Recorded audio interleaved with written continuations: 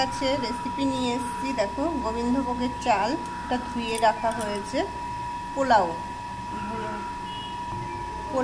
ধুয়ে রাখার পরে ঝুড়িতে দেখো মেলে দেওয়া হয়েছে, কিন্তু ধোয়ার পরে ঝুড়িতে মেলে দেওয়া হয়েছে। তো প্রথম ঘি ঢালা হয়েছে, কড়াই গরম হয়ে গেছে, ঘি ঢালা হয়েছে।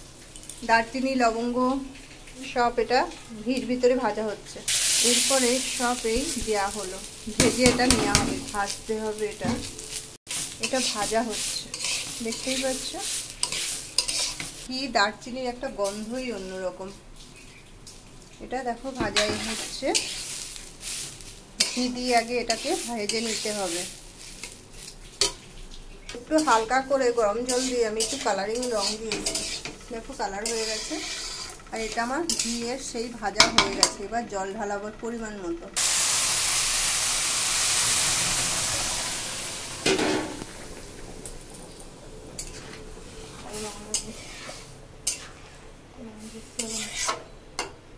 দেখতেই পাচ্ছ পরিমাণ মতো জল দেওয়া হয়েছে। দেখো একটু একটু করে হয়েছে, কিন্তু ফুটছে। আমি ওর ভিতরে আর একটু ঘি ঢেলে দিলাম, আর একটু জল লাগবে, পরিমাণ মতো জল।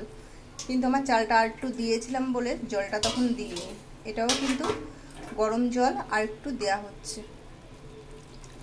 পরবর্তীকালে আমাদের চালটা আর একটু বেশি দিয়েছি বলে তাই। আবার আমি ঢাকা দেবো ঠিক 4 মিনিট, তারপরে আবার একটু হালকা করে আবার নাড়া দিতে হবে। মিক্সড করা হলো চিনি, কাজু, কিশমিশ। দেখতেই পাচ্ছ ভাত কিন্তু আমার ফুটে গেছে। এবার নাড়াচাড়া করলে আর একটু ফুটলেই হয়ে যাবে। কাজু কিশমিশ সব দেওয়া হলো এর ভিতরে। দেখতেই পাচ্ছ আমার কিন্তু পোলাওটা হয়েই গেছে। আমার কিন্তু দেখেছো পোলাওটা পুরো মাপ সমান জল থেকে শুরু করে হয়েই গেছে। দেখতেই পাচ্ছ খুব সুন্দর কালারটাও এসছে।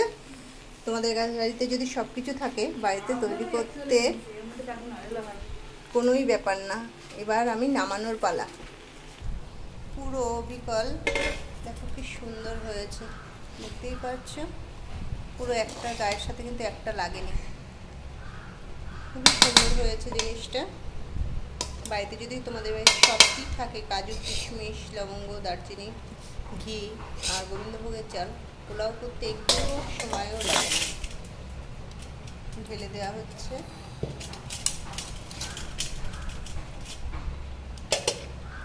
তোলাটাও দেখানো হচ্ছে। খেতেও খুব সুন্দর হবে, সেন্ট মানে গন্ধটা খুবই সুন্দর হয়েছে। এরকম করে বাড়িতে বানিয়ে লাইক শেয়ার কমেন্ট করো। আর কি বলবো, কিছুই বলার নেই। দেখো কি সুন্দর হয়েছে। টাটা বন্ধুরা, লাইক শেয়ার কমেন্ট করো। আর কিছু বললাম না।